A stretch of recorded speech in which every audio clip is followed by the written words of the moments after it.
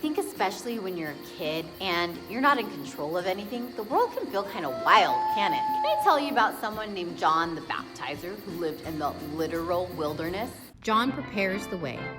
The very beginning of the good news about Jesus the Messiah, the Son of God, as written by Isaiah the prophet was, I will send my messenger ahead of you who will prepare your way, a voice of one calling in the wilderness.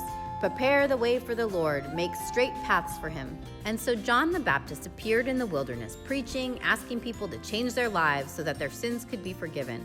The whole countryside and all the people of Jerusalem went out to him in the wilderness.